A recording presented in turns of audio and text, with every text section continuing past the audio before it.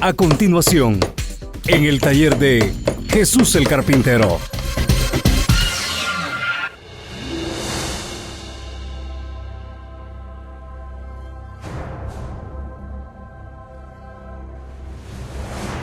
Les voy a compartir un tema hoy que le he titulado El arrebatamiento de la iglesia deja al gentil sin otra oportunidad. ¿Qué le quiero decir con esto? Que cuando el Señor Jesús arrebate a su iglesia como lo prometió en Juan 14, 2 y 3, y Primera de Corintios 15, 51 y 52, y Primera de Tesalonicenses 4 del 16 al 17, cuando el Señor Jesús se lleve la iglesia con él, ahí se terminará toda oportunidad para el gentil. Quiero decirles que desde hace más de 2000 años que Cristo Jesús ofreció de parte de Dios a los judíos la salvación por medio de creer en Él, por medio de la fe en su sacrificio y en su resurrección, y que el pueblo de Israel lo rechazó, no quisieron creer en Él. Desde ese momento, ahí en Juan capítulo 9 y capítulo 10, habló el Señor Jesús que tenía otro rebaño y que ese rebaño iba a recibir su visita tan pronto como los judíos le rechazaran. Así es que los gentiles somos los beneficiados por el rechazo de los judíos. Eso lo puede usted encontrar allá en Romanos capítulo 11, que los judíos rechazaron a Cristo, y el rechazo de los judíos a Cristo vino la bendición o trajo la bendición al pueblo gentil. Por eso el tema de hoy le he titulado El arrebatamiento de la iglesia deja al gentil sin otra oportunidad. Le voy a dar una razón.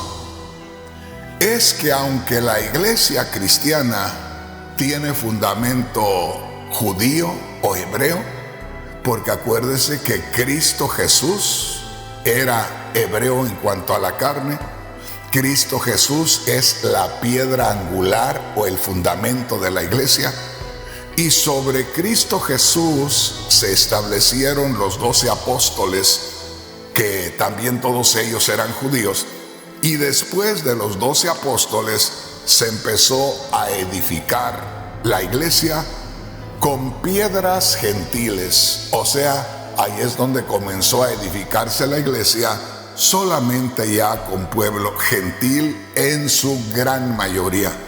Porque no podemos descartar que ha habido pueblo judío que también se ha convertido, yo creo que como testimonio, ¿verdad?, de que Dios no los ha desechado para siempre, pero es una mínima parte y yo creo que nada más como testimonio. Pero la salvación directamente se le ha ofrecido en este tiempo al pueblo gentil. Así es que vuelvo al punto. ¿Por qué estoy diciendo que cuando suceda el arrebatamiento de la iglesia, entonces se acabará toda oportunidad para el pueblo gentil? Porque precisamente desde hace 2000 años, después que el pueblo de Israel rechazó al Señor, entonces la iglesia se ha ido edificando con pueblo gentil. Cuando Cristo venga a llevarse la iglesia con él, se llevará a la iglesia gentil en su gran mayoría.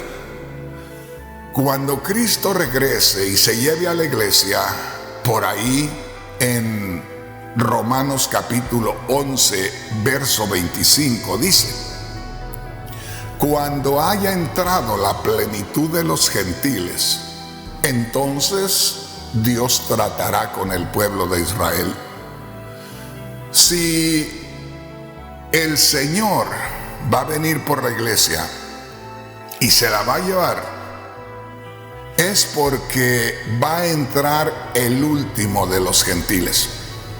O sea, cuando Dios determine que ya es el último gentil, la última persona gentil, entonces la iglesia que se está componiendo en este tiempo de solo gentiles en su gran mayoría, entonces, como le digo, Dios tratará con Israel. Pero no se olvide de esto, que el Señor viene a llevarse una iglesia en su gran mayoría gentil. Y si el Señor determina que se lleva la iglesia, es porque entra el último de los gentiles a formar parte de la iglesia. ¿Cómo va a seguir teniendo oportunidad el pueblo gentil si se cierra la puerta como se cerró en el tiempo de Noé, que nadie quiso escuchar? Y la puerta del arca se cerró porque nadie de los que estaban ahí o de la gente de aquel tiempo quiso entrar al arca. Nadie se interesó por lo que Dios estaba haciendo, ni les importó lo que Dios iba a hacer. Así es que mi hermano, mi hermana, pongamos atención, no nos engañemos, no pensemos que Dios va a estar ahí hasta que se nos antoje. Yo les he dicho y les he gritado en la iglesia y en campañas y les he dicho: no estemos jugando con el Señor, porque ya llevamos más de 2000 años de espera. El Señor, hermano, hermana, no ha venido por la iglesia en más de 2000 años. Y en esos 2000 años ha estado tratando solamente con el pueblo gentil. Por eso allá, como le digo en Romanos 11:25, dice: cuando haya entrado la plenitud de los gentiles, Israel será salvo. Y Dios no va a tratar con Israel hasta que haya recogido a la iglesia. De manera que en algún momento, Dios va a decir: este es el último gentil que entra a formar parte de la iglesia, este es el último gentil que entra al reino de los cielos, y se acabó la oportunidad para ellos, porque de ahí solamente va a tratar con la nación israelita. Alguien me pueda decir: hermano Rodríguez, pero se predica y se dice que allá en Apocalipsis capítulo 7, que hay una gran multitud que no se puede contar y que esos son gentiles, y nos dicen que va a haber dos profetas que son los dos testigos y que van a andar profetizando, y que va a haber 144,000 judíos predicando el evangelio. Mire, a usted le pueden decir lo que quieran, pero está establecido que Israel rechazó al Señor hace más de 2000 años. Cuando Israel rechazó al Señor, el Señor se vino a buscar a los gentiles y ha estado tratando con nosotros por este tiempo, más de 2000 años. Cuando Cristo venga, va a venir por aquellos que somos gentiles y que somos practicantes del cristianismo, que amamos al Señor y le estamos sirviendo y estamos buscando compartir la palabra de Dios. Todo el que se quede, todo el que no entre en la edificación de la iglesia, todo el que no entre a formar parte de la iglesia y sea recogido con el Señor, se va a quedar, fíjese bien, por descuidado, se va a quedar porque se rebeló al Señor habiéndolo conocido y le pareció que al cabo no pasaba nada, se iba a volver un rato a pecar y después se regresaba. El Señor, hermanos, no se va a llevar a los incrédulos, o sea, el que no crea se va a quedar, el que haya creído y sea desobediente se va a quedar. Entonces, ¿con qué derecho van a esperar los gentiles que no se van con Cristo? Porque hay un montón de predicadores, como les he dicho siempre, que están perdiendo su tiempo, que están haciendo negocio, que están cayendo y levantando supuestamente en el camino. O sea, predicadores que a veces se oye que pecaron aquí, que pecaron acá y que pecaron allá, y ahí van y pidiendo perdón a cada rato. No podemos ir pidiendo perdón a cada rato, porque eso no le agrada al Señor. Ni siquiera le puedo yo decir, ¿sabe qué? Usted se puede caer, nada más pida perdón. Nada, Señor. No podemos enseñar eso, sino que nos mantengamos firmes con el Señor y que seamos fieles, porque eso es lo que el Señor va a juzgar al final. Bueno, ese es mi punto en estos momentos, que el arrebatamiento de la iglesia, que es la iglesia gentil, deja al pueblo gentil sin otra oportunidad. Yo creo que hasta este momento, con lo que le he contado, con lo que le he compartido, usted se da una idea que realmente no hay manera de que Dios vaya a dar una segunda oportunidad a los gentiles. El Señor vino, brindó la oportunidad al pueblo judío, a ellos primeramente. El pueblo judío la rechazó y Cristo dijo, bueno, ustedes me rechazan, yo tengo otro rebaño, me voy a ir a ese rebaño. Se viene a este rebaño y está trabajando con este rebaño por más de 2000 años. Cuando este rebaño, es decir, cuando el pueblo gentil haya aceptado a Cristo, se haya adentrado en el reino de Dios, los que se hayan adentrado, entonces los recogerá el Señor y luego solamente tratará con el pueblo de Israel. Otro día les voy a hablar de un tema bien interesante, donde nosotros como gentiles ya no podemos entrar en el programa de Israel, porque ese programa es exclusivo de ellos. Pero otro día hablamos de eso. ¿Qué les parece si meditamos en la palabra de Dios? Tiene que haber una escritura, aparte de lo que ya les he mencionado, porque les he mencionado escrituras en la palabra de Dios que soportan lo que yo les digo. Pero siempre tiene que haber una escritura que leamos, que la tomemos como base para nuestro tema. Y precisamente les invito a que meditemos en Mateo capítulo 25, del versículo 14 en adelante. Mateo capítulo 25, ponga mucha atención, Mateo capítulo 25, versículos 14 en adelante. Mire qué preciosa es la palabra de Dios y se va usted a gozar juntamente conmigo. Aquí hace referencia la palabra de Dios a la parábola de los talentos. Y yo quiero decirle que un día de estos también le voy a hablar acerca de los talentos, porque yo creo que hay un error en muchos corazones cristianos, que cuando se habla de los talentos, se piensa que son capacidades que Dios nos ha dado para que nosotros hagamos uso de esas capacidades para hacer cosas que agraden a Dios. Yo no creo que haya tal cosa como capacidades que Dios nos dé para que nosotros podamos hacer algo que agrade a Dios. Yo no creo en eso. Ahí es donde alguien va a saltar y va a decir, ahí está. ¿Se dan cuenta? Rafael Rodríguez no cree que Dios pueda dar talentos. ¿Saben qué no creo?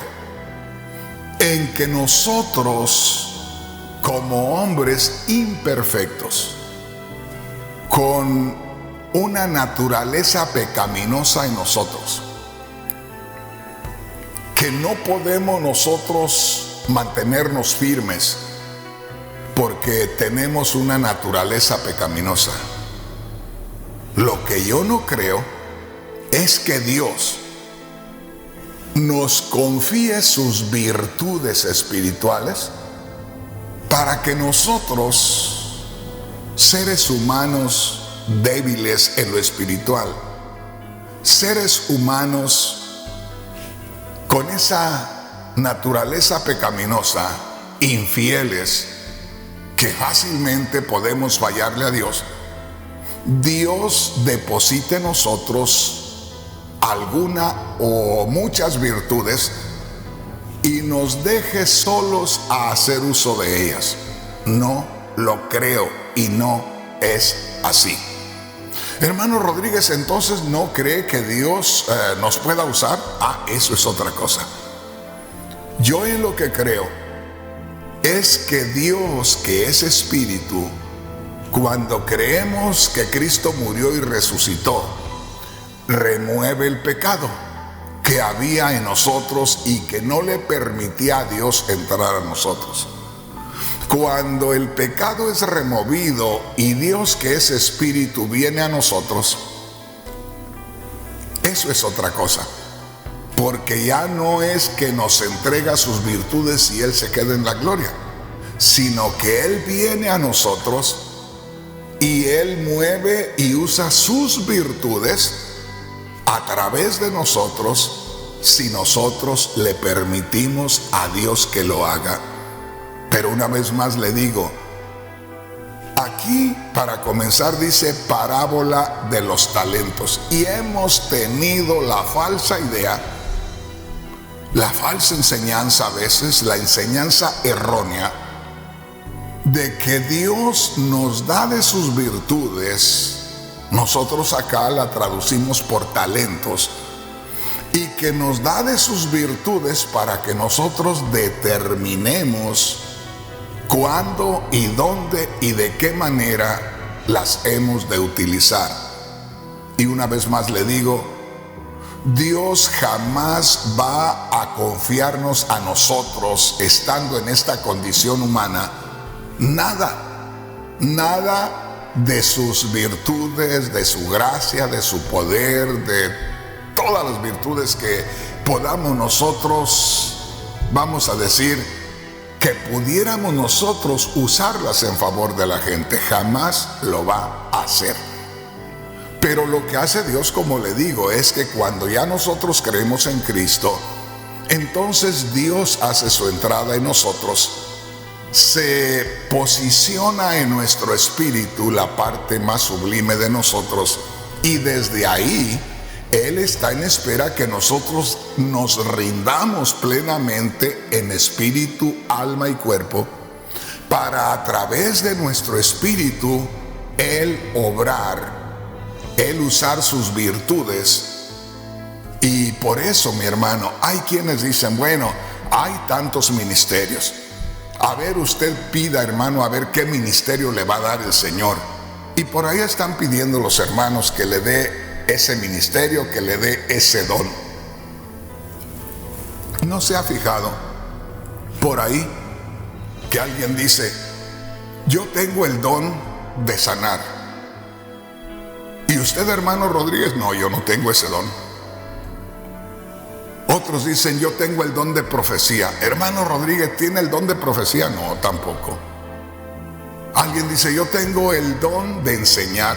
Y usted, hermano Rodríguez, no, yo no tengo ese don. Yo tengo el don del pastor. Y hermano Rodríguez, usted, yo no lo tengo. Entonces, hermano Rodríguez, usted no tiene nada. No tengo nada. Yo tengo al espíritu de los dones aquí en mí. Y si no se manifiesta el Espíritu con sus dones a través de mí, o si no ven nada ustedes, es porque yo soy muy duro de corazón y no me rindo y no le cedo al Espíritu mi ser, a manera que obre Él a su placer a través de mí. Pero una vez más le digo, no nos engañemos, porque ahí es donde nosotros empezamos a pecar de grandeza. Ahí es donde nosotros comenzamos a competir con Dios, creyéndonos dioses.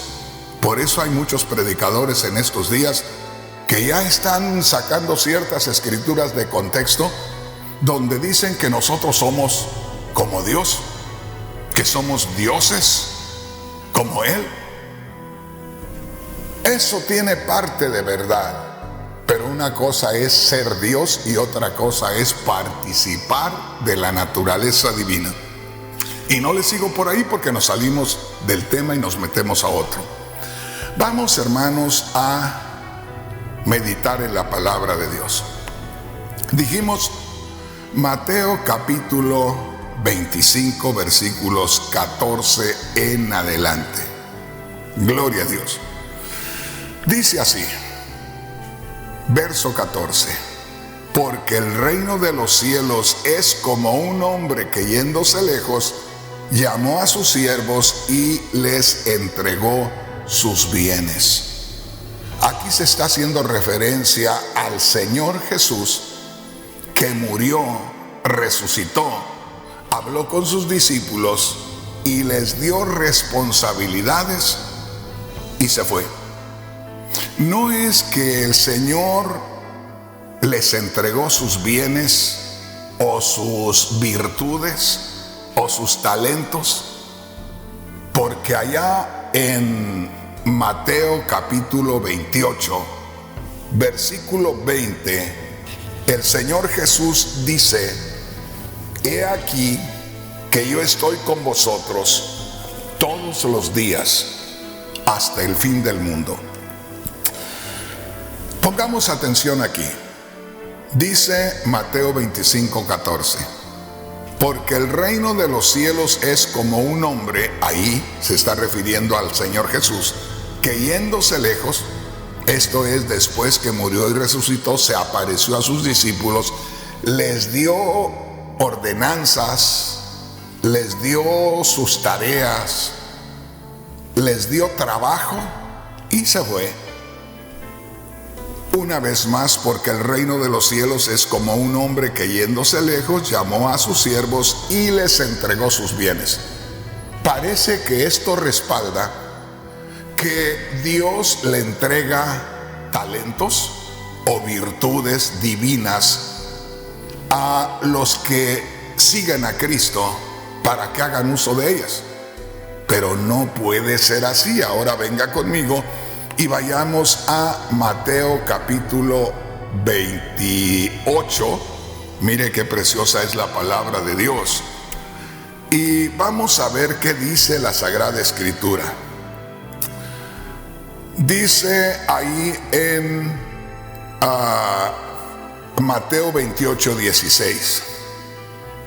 Ahí, antes de empezar a leer el versículo 16, encontramos que hay una inscripción en letra negra que dice la Gran Comisión, lo cual quiere decir también el Gran Mandamiento. Esto significa que el Señor iba a darles el mandamiento, la encomienda, para que ellos se fueran por todo el mundo a hablar su palabra.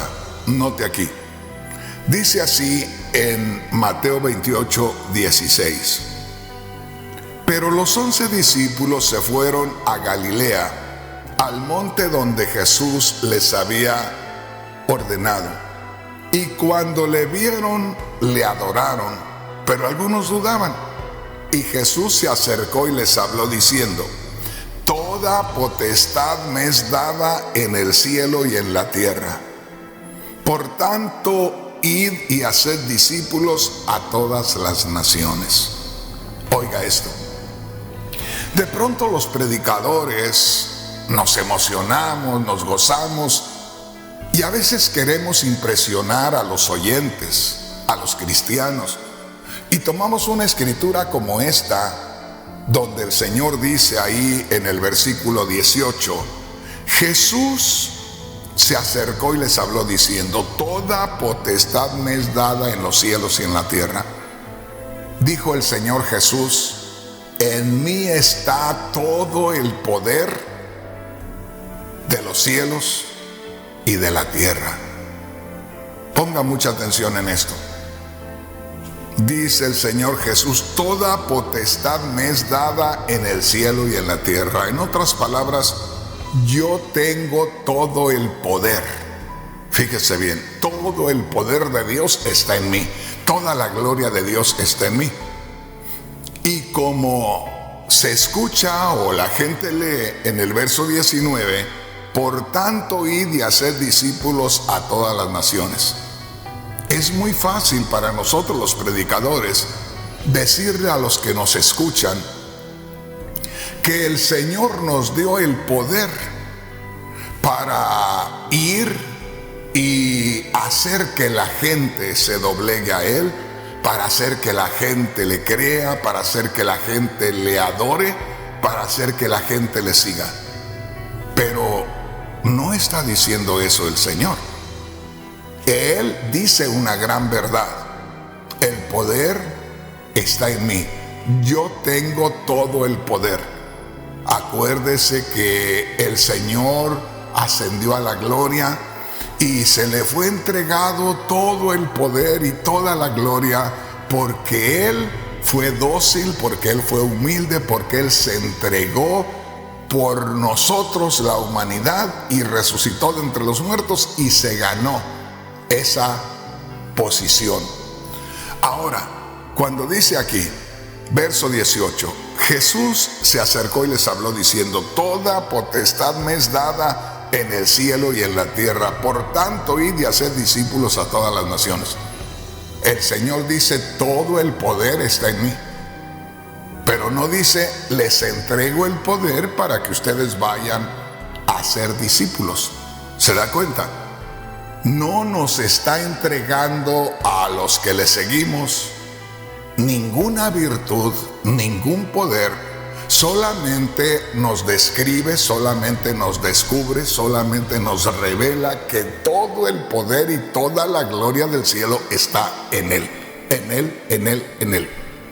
Ahora, cuando dice verso 19, por tanto id y haced discípulos a todas las naciones, no es que les otorga la virtud, no es que les otorga el poder a sus discípulos para que ellos se vayan con esas virtudes y ellos utilicen las virtudes a su manera de ver las cosas. ¿Por qué razón? Porque mire lo que dice acá en el verso 20. Enséñenles a las gentes que les lleven el mensaje, enséñenles que guarden todas las cosas que yo les he mandado. Y mire lo que dice al final. He aquí yo estoy con vosotros todos los días hasta el fin del mundo. Entonces, no es que el Señor que recibió el poder, que se ganó el poder y la posición de todo el poder por lo que hizo, esté entregando a sus discípulos el poder para que ellos se vayan con el poder a hacer todas las cosas que ellos quieran hacer. Aquí me detengo un poquito. Usted va a descubrir en la Biblia, en el Nuevo Testamento, que dice, y Pedro sanó a Tabita, o resucitó a Tabita, y Pedro hizo esto, o Pablo sanó aquí, o Pablo sanó acá.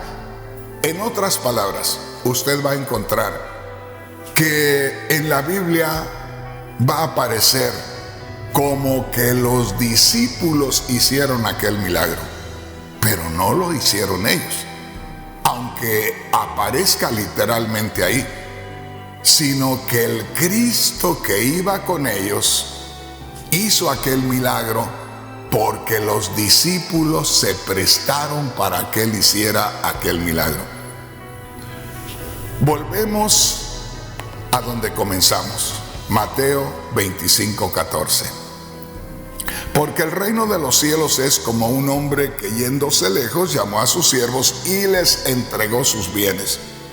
Aquí habla de talentos, aquí habla de cantidades de dinero por ser una parábola, por ser un ejemplo literal para darnos a conocer o revelarnos algo espiritual.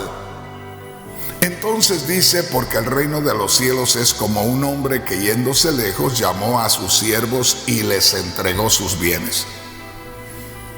Ya en la realidad, en lo que vemos en Mateo 28, 18 y 19, no es que el Señor les entrega las virtudes, les entrega los talentos, les entrega el poder para que ellos hagan milagros. No, Señor. Por eso dice al final, en el verso 20, he aquí que yo estoy con vosotros todos los días hasta el fin del mundo. Desde el momento que el Señor envía a los discípulos, Él va con ellos. Ellos no pueden ir solos. Por eso, cuando ellos se dejaban usar por el Señor, ellos determinaban por el Espíritu que estaba en ellos, ellos determinaban por el Cristo que estaba en ellos. No eran ellos por sí solos haciendo lo que iban haciendo. Era el Cristo glorificado que moraba en ellos, el que iba haciendo las cosas siempre y cuando ellos se rindieran, ellos se prestaran para que Cristo obrara a través de ellos. ¿Se da cuenta cómo aquí vamos entendiendo que nosotros no recibimos virtudes, no recibimos poderes de Dios? No. El Dios del poder mora en nosotros. Somos templo del Espíritu Santo desde que creemos en Cristo. Imagínense, si somos templo del Espíritu Santo desde que creemos en Cristo, si Cristo mora en nosotros, porque Él dijo a sus discípulos, yo estaré con ustedes todos los días hasta el fin del mundo. Si el Señor iba en sus discípulos y en medio de sus discípulos, invisible a los hombres, pero los discípulos lo sentían con ellos, ¿cómo es que el Señor les va a entregar las virtudes y el poder para que ellos fueran haciendo uso del poder y de las virtudes de Dios? Imagínense, el Señor con ellos, Cristo Jesús glorificado con ellos, el Espíritu Santo con ellos, y ellos haciendo uso indebido de el poder de Dios, de las virtudes divinas. Pues entonces, ¿para qué está el Espíritu Santo en nosotros? ¿Para qué está el Cristo glorificado en nosotros? ¿Se da cuenta, hermano? ¿Se da cuenta, hermana? Y por eso es que desde que el Espíritu Santo se manifestó en el día de Pentecostés, el Espíritu Santo queda en la iglesia como grupo de gente y queda individualmente en cada uno de nosotros.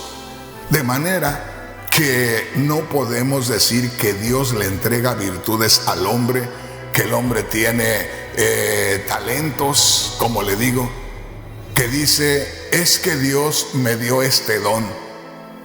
Perdóneme, hermano, perdóneme, hermana, pero anda usted caminando por un terreno que no conoce. Eso de que alguien diga, a mí me dio Dios el don de sanar, perdóneme, pero ¿con qué virtud vamos nosotros a sanar?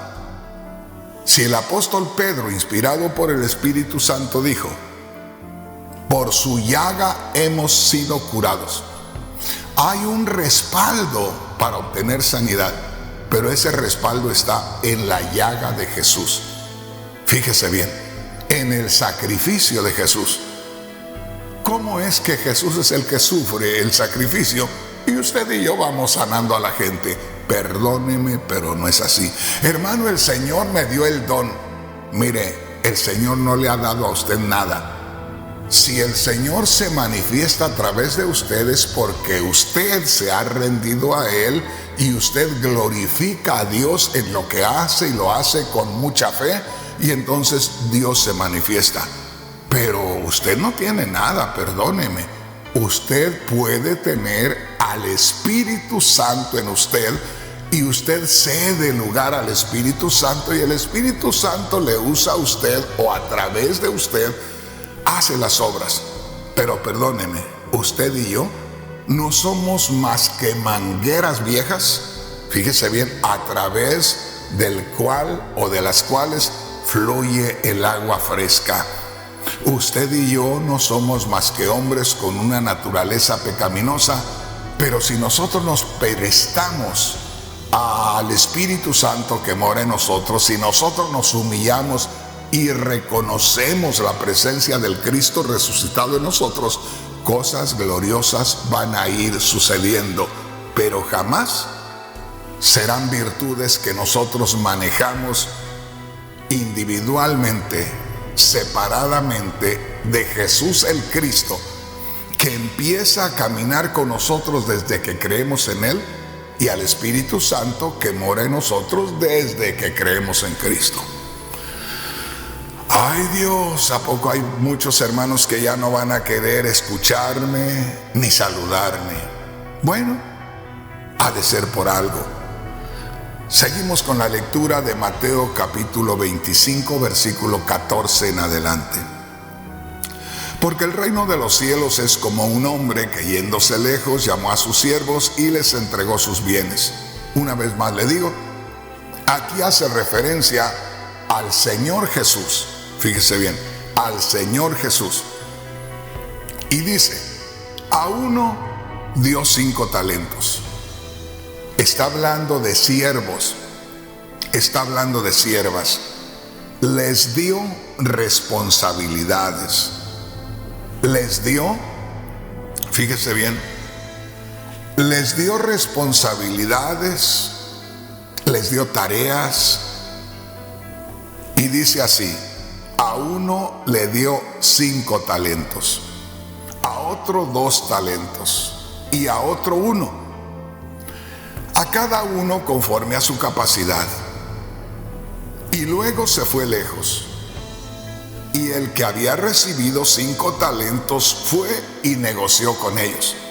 Esto quiere decir que cada uno de ellos, al sentir que tenían a Cristo en su corazón, el mismo Cristo que mora en ellos, es el mismo Cristo que quiere ir moviéndose por todos lados llevando el Evangelio. Él ya no va a llevar el Evangelio personalmente, Él ya lo hizo. Él ya fue predicando el reino de los cielos, pero luego tuvo que ir al sacrificio para que se abriera la entrada al reino de los cielos. Entonces Él personalmente ya no puede ir predicando, pero Él sí puede ir predicando a través de sus discípulos. Entonces, cuando nosotros predicamos la palabra de Dios, es como si el mismo Cristo fuera predicando, porque como le digo, Él ya no puede ir predicando así como nosotros hoy, pero Él sí puede ir en nosotros y nosotros rindiéndonos a Él y Él seguir predicando a través de nosotros. Se recuerda que en un cierto lugar a los discípulos de Cristo les llamaron cristianos. ¿Por qué les llamaron cristianos? Porque se parecían tanto a Cristo. ¿Y por qué se parecían tanto a Cristo? Porque el mismo Cristo que iba en ellos seguía haciendo la obra, y los que los veían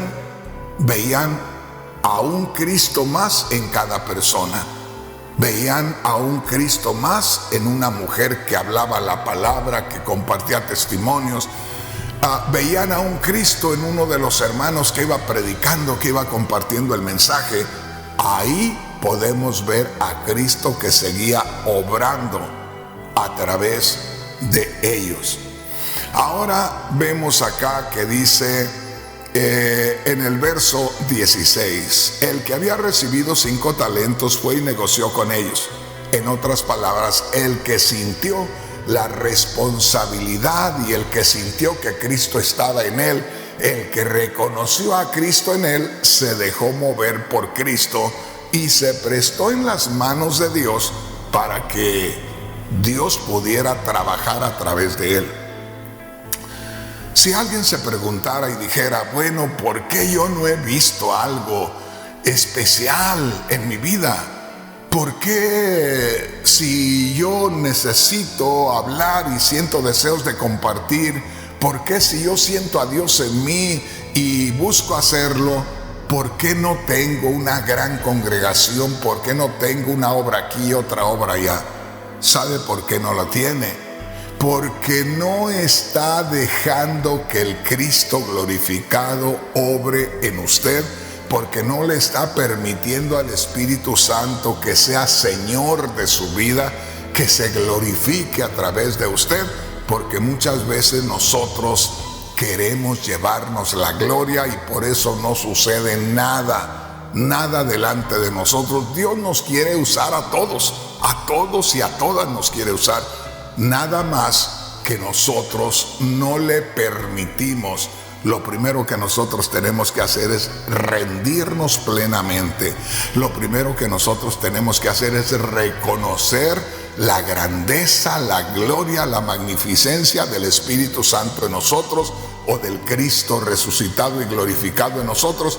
Cuando empecemos a darles todo honor y toda gloria y a reconocerlos y a que ya no soportamos su presencia y tenemos que movernos, o que nos mueva el Espíritu Santo, que nos mueva Cristo, entonces veremos la gloria de Dios.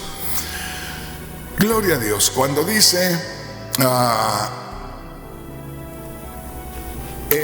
asimismo, verso 17, el que había recibido 2 talentos ganó también otros 2. Pero el que había recibido 1 se fue y cavó en tierra y escondió el dinero de su señor. ¿Qué quiere decir con eso? Que hubo alguien que estuvo más consciente de la presencia de Dios. Que hubo alguien que valoró más la presencia de Dios en su vida. Que hubo alguien que reconoció más al Cristo glorificado en su vida. Que hubo alguien que reconoció más al Espíritu Santo en su vida y se dio lugar, y entonces sintió que le movía el poder de Dios. Y por supuesto, la ganancia fue más grande. Pero dice que hubo uno, el que recibió un talento, que mejor lo guardó, lo enterró, no quiso trabajarlo. Y no prosperó, simplemente se mantuvo por ahí, pues solamente como, ¿qué digamos? Como alguien que dice, bueno, yo no tengo ninguna responsabilidad. Yo simplemente aquí me voy, ya creí en Cristo, ya me salvé, pues yo aquí me voy nada más. Ya, con eso tengo. No se prestó en las manos de Dios para nada. Se la pasó nada más por ahí creyendo que eso era todo. Y hermanos, hermanas, no es todo. Nosotros debemos reconocer la presencia del Espíritu Santo en nosotros. Debemos reconocer la presencia del Cristo glorificado en nosotros.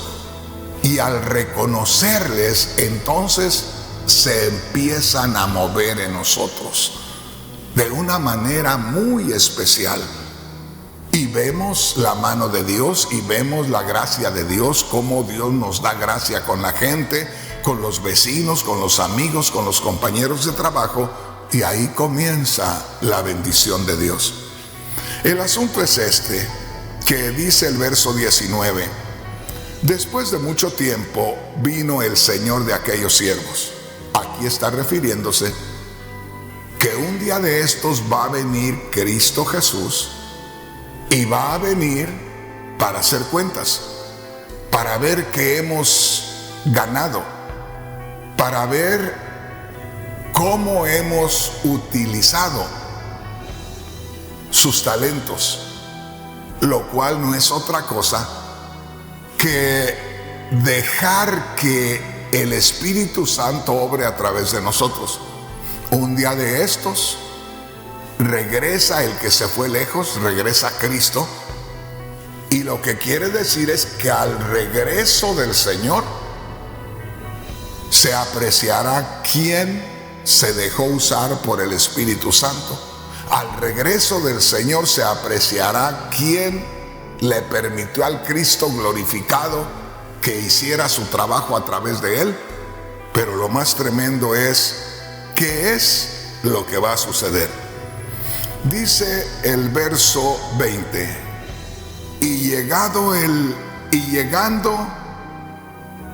verso 19, después de mucho tiempo vino el Señor de aquellos siervos. Esto tiene referencia a que Cristo va a venir un día de estos. Verso 19, después de mucho tiempo vino el Señor de aquellos siervos y arregló cuentas con ellos. Cristo Jesús no solamente viene a arreglar cuentas con el mundo. Viene aquí, según lo que dice aquí, no está hablando de la gente del mundo, que le va a arreglar cuentas por no haber creído en Él. Que no dice que va a arreglar cuentas, ¿verdad?, con los rebeldes, pero va a arreglar cuentas aún con los que nos consideramos que estamos bien. Tenemos una responsabilidad, pero si no sentimos la responsabilidad es porque tampoco nos hemos rendido al Espíritu Santo. No nos hemos rendido desde lo más profundo al Cristo glorificado que mora en nosotros. Por eso no sentimos ninguna responsabilidad. Simplemente no sentimos al Espíritu Santo, simplemente no sentimos al Cristo glorificado. Y al no sentir al Espíritu Santo, al no sentir al Cristo glorificado, pues simplemente nos sentimos bien, nos sentimos en paz, no pasa nada. Ahorita no pasa nada. Espérate un poco que venga Cristo y esto es lo que va a pasar. Mira lo que dice el verso 20. Y llegando el que había recibido 5 talentos. O sea, hay personas que son muy sensibles a las cosas de Dios. Y esas personas que son muy sensibles a las cosas de Dios, entre más se rindan al Espíritu Santo que mora en ellos, entre más se rindan al Cristo glorificado que mora en ellos, más van a ser usados. Y aquí habla de aquel que se le entregaron 5 talentos, o aquel que era muy sensible a las cosas de Dios, que era muy sensible al Espíritu de Dios. Verso 20, llegando al que había recibido 5 talentos, al que tenía más sensibilidad espiritual, que podía haberse prestado y haber crecido, fíjese bien, esa riqueza, ese tesoro que se le entregó. Y llegando el que había recibido 5 talentos, trajo otros 5 talentos, multiplicó lo que se le había entregado. Y dijo: Señor, 5 talentos me entregaste, aquí tienes, he ganado otros 5 talentos sobre ellos. Verso 21. Y su Señor le dijo: bien, buen siervo y fiel. Oiga, aquí está calificando el Señor no tanto la bondad, sino la fidelidad. Dice así: bien, buen siervo y fiel. Sobre poco has sido fiel. Se da cuenta que está hablando y enfatizando de la fidelidad. Sobre poco has sido fiel, sobre mucho te pondré. Entra en el gozo de tu Señor. Llegando también el que había recibido 2 talentos, dijo: Señor, 2 talentos me entregaste, aquí tienes, he ganado otros 2 talentos sobre ellos. Su Señor le dijo: bien, buen siervo y fiel. Sobre poco has sido fiel, sobre mucho te pondré. Entra en el gozo de tu Señor. Eso que tú has sentido desde un principio, que has sentido ese deseo de hacer algo por la obra de Dios, esa es la sensibilidad a las cosas espirituales. No dejes que nadie te apague esa sensibilidad. Y Y yo te voy a decir, yo salí de una organización cristiana para que no se me escapara la bendición, para que no me apagaran la sensibilidad. Te voy a decir, cuando yo recién comenzaba a trabajar en la obra del Señor, cuando yo empecé a sentir esa libertad, cuando yo empecé a sentir la presencia de Dios, cuando en la iglesia me permitían cantar un canto y yo sentía la presencia de Dios y cantaba llorando, cuando a mí se me permitía dar un testimonio, yo sentía la gloria de Dios y testificaba y la gente lloraba, yo sentía la sensibilidad de parte de Dios, yo sentía esa presencia de Dios. Pero ¿qué pasó? El pastor que a mí me bautizó, al ver cómo yo me prestaba al Espíritu Santo, al ver cómo yo me rendía a Cristo y se manifestaba el poder de Dios a través de mí, él tuvo celo y rápidamente me hizo a un lado. De ser yo la única persona que le ayudaba, el más cercano, él empezó a llamar a personas que andaban hasta con malos testimonios y los empezó a llamar y los empezó a poner cerca de él, al grado que a mí me echó allá al último. Para mí no había ningún problema. Sin embargo, él seguía sintiendo como que mi presencia le molestaba. Hasta que un día en un servicio dominical empezó a hablar en contra mía. Hora y media estuvo hablando en contra mía, hasta que se levantaron los más tranquilitos, los más calladitos y le dijeron: pastor, diga de quién se trata. Y hasta ahí abrió la boca y dijo: estoy hablando con Rafael Rodríguez. En ese momento me levanté. Yo tenía 6 meses de haber empezado en los caminos del Señor. En ese día me levanté y le dije: hermano, hace hora y media que usted ha estado tirando indirectas, no les ha dado alimento a este rebaño y ahora dice que son indirectas para Rafael Rodríguez. Perdón, hermanito, si yo soy un estorbo en esta obra, en este momento yo me aparto de la obra, pero déles alimento a estas personas. Tomé a mi esposa y a 2 hijos que tenía en ese tiempo y se levantó conmigo una mujer nicaragüense que era la que yo traía de visita y dijo: hermano Rodríguez, usted me habló de Cristo y yo no conozco a este hombre, yo me voy con usted. Y nos salimos a los 6 meses de haber comenzado yo en los caminos del Señor. Ahora, yo pudiera haberme mantenido ahí, ser cobarde, me hubiera mantenido ahí y ese sentir que yo tenía me lo hubieran apagado ahí y por ahí anduviera yo cayendo y levantando. Pero Dios, que se hacía sentir en mí, me dio las fuerzas. Aquel pastor me tiró una especie de maldición y después que decía que me amaba mucho, dijo: te vas a ir al mundo de donde saliste, te vas a perder porque no llevas cobertura espiritual. Yo me callé la boca y salí. Y mire, eso que yo sentía era la influencia del Espíritu Santo. Podía haberme quedado ahí, porque hay muchos que están en las iglesias y están porque tienen miedo, pero es el hombre el que les ha metido ese miedo. El Espíritu Santo les hace sentir otra cosa, pero el miedo que les ha metido el hombre los mantiene ahí como esclavos y les van a, no les digo a matar, pero les van a hacer que por no obedecer a Dios se metan en muchos problemas y al rato ustedes ya no tengan la fe que tienen desde un principio, ya no sientan la misma presencia de Dios.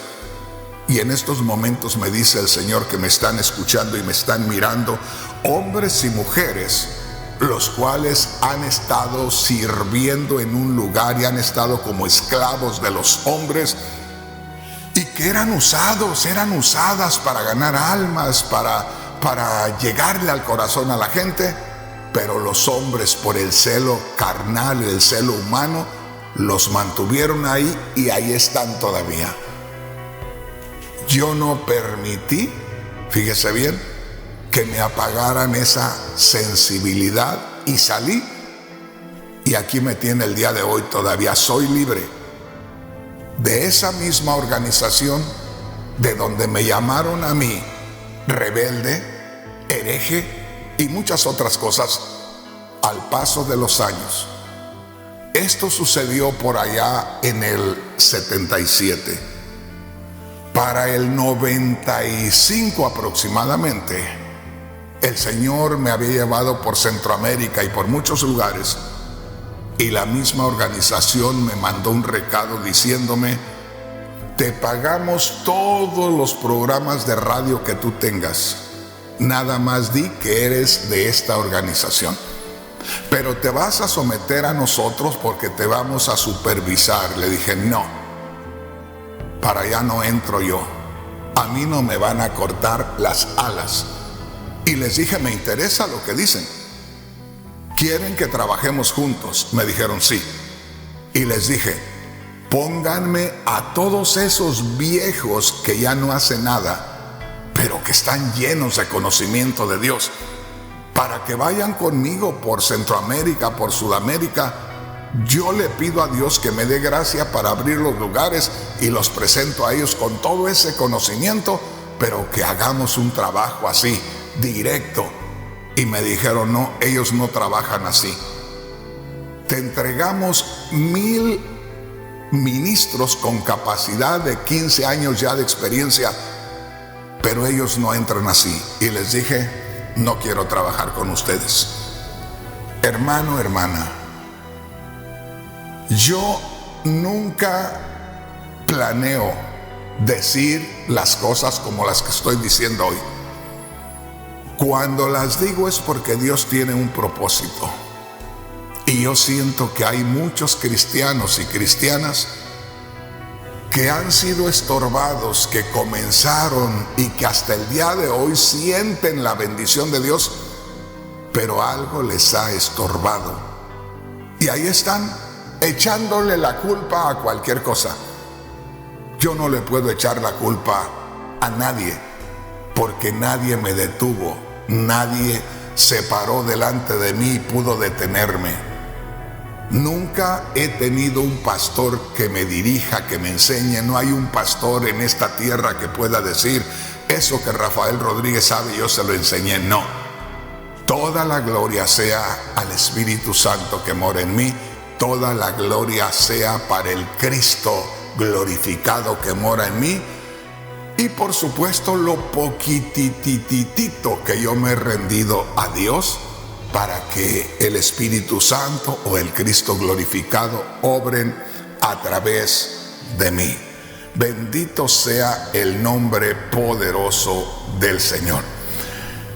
Terminamos aquí. Dice aquí en el versículo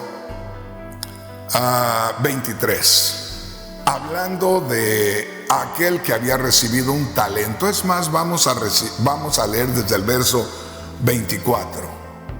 Desde el verso 24 dice, estamos hablando en Mateo 25, 24.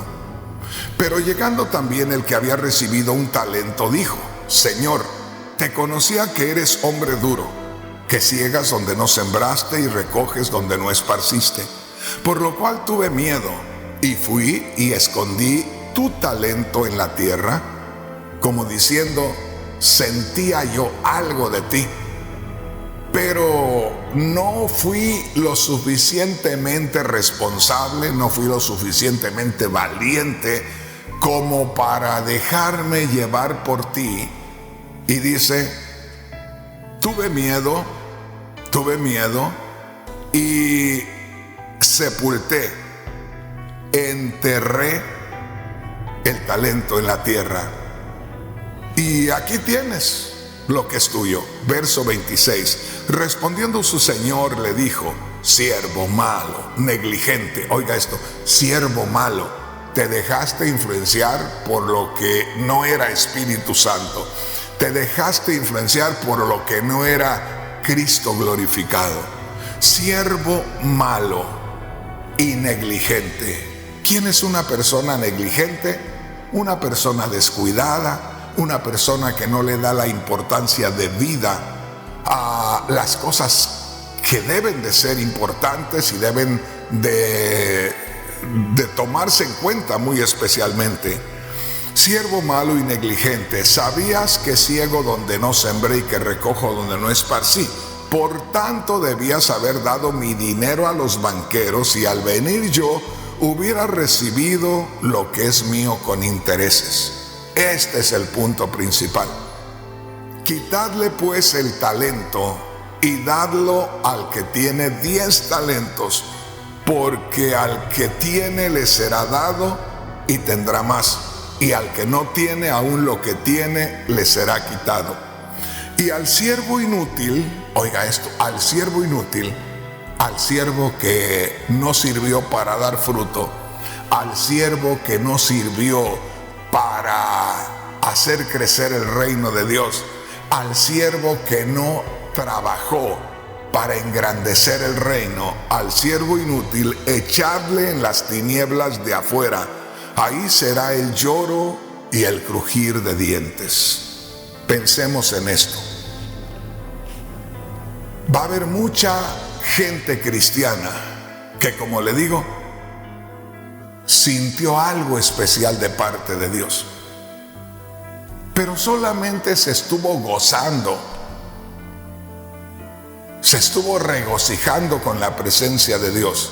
Hermanos y hermanas preciosos, lo glorioso, lo hermoso, lo bonito que sentimos de parte de Dios no es algo que Dios está haciendo solamente para entretenernos, gozándonos. No, hermano, no, hermana. Esa presencia de Dios que sentimos es el comienzo para que nosotros reconozcamos la presencia de Dios y todo su poder, y nos rindamos de una manera especial. Miren, hermanos, les voy a dar un ejemplo. Uno de los ejemplos más grandes que tenemos es el ejemplo del profeta Isaías. Cuando usted tenga tiempo, lea el capítulo 6 de Isaías. Y ahí dice la palabra de Dios que Isaías sintió la gloria de Dios y vio la gloria de Dios. ¿Por qué no lo leemos rápidamente para que usted se dé una idea de lo que le estoy diciendo? Isaías capítulo 6, y dice así. Hay una inscripción en letra negra que dice: visión y llamamiento de Isaías. En el año que murió el rey Usías, dice Isaías, vi yo al Señor sentado sobre un trono alto. Lo que está diciendo Isaías: yo vi la gloria de Dios, sabía que ahí estaba el Dios Todopoderoso. Vi yo al Señor sentado sobre un trono alto y sublime, y sus faldas llenaban el templo, su gloria se veía que estaba sobre aquel templo. Y luego dice: por encima de él había serafines, seres angelicales, cada uno tenía 6 alas. Con 2 cubrían sus rostros, con 2 cubrían sus pies, y con 2 volaban. Verso 3. Y el uno al otro decía, y el uno al otro daba voces diciendo: Santo, Santo, Santo Jehová de los ejércitos, toda la tierra está llena de tu gloria. Mire qué precioso. Esos seres angelicales, esos seres celestiales estaban dando testimonio de la gloria y el poder de Dios que se estaba manifestando ahí. Verso 3, y el uno al otro daba voces diciendo: Santo, Santo, Santo Jehová de los ejércitos, toda la tierra está llena de tu gloria. Mire qué precioso. Y los quiciales, lo que sostenía las puertas, la casa y los quiciales de las puertas se estremecieron con la voz del que clamaba, y la casa se llenó de humo. Imagínense la gloria de Dios sobre aquel lugar. Entonces dije, aquí está la respuesta de Isaías a la gloria de Dios que estaba viendo y experimentando. Entonces dije, ay de mí que soy muerto, porque siendo hombre inmundo de labios y habitando en medio del pueblo que tiene labios inmundos, ay de mí que soy muerto, porque siendo hombre inmundo de labios y habitando en medio de pueblo que tiene labios inmundos, han visto mis ojos al Rey Jehová de los ejércitos. Isaías estaba dando testimonio de la gloria de Dios que se estaba manifestando sobre su vida, lo que él sentía, lo que él experimentaba y lo que él miraba. Y de pronto dijo en el verso 5, ay de mí que soy muerto, porque siendo hombre inmundo de labios y habitando en medio de pueblo que tiene labios inmundos, han visto mis ojos al Rey Jehová de los ejércitos. Ay de mí, aquí me muero, yo no paso de aquí. Estoy en medio de la gloria de Dios. La gloria de Dios se ha manifestado en este mundo donde habemos gente pecadora. Pero mire lo que dice acá en el verso 8. Y voló hacia mí uno de los serafines teniendo en su mano un carbón encendido, tomado del altar con unas tenazas, y tocando con él mi boca dijo, he aquí que esto tocó tus labios y es quitada tu culpa y es limpiado tu pecado. Note el verso 8 de ahí en adelante. Después oí la voz del Señor que decía, ¿a quién enviaré y quién irá por nosotros? Entonces respondí yo, heme aquí, envíame a mí. ¿Se da cuenta? Isaías tuvo una experiencia con la gloria de Dios. Sintió la gloria de Dios, miró la gloria de Dios. Apenas tuvo aquella experiencia y se rindió. Ahí es donde entra esta parte donde dice, ay de mí que soy muerto. Yo aquí me muero. ¿Cómo que la gloria de Dios está sobre mí? ¿Cómo que la gloria de Dios está sobre un mortal que tiene labios inmundos, que tiene una naturaleza pecaminosa? ¿Cómo que Dios está sobre mí? Y se rinde ahí completamente. Reconoce la grandeza de Dios sobre él y en él. Al reconocer la grandeza de Dios, Dios toma su vida. Y Dios mismo hace una pregunta. Fíjese bien, simplemente la hace así neutral. No le dice, Isaías, ¿no quieres ir por mí a trabajar?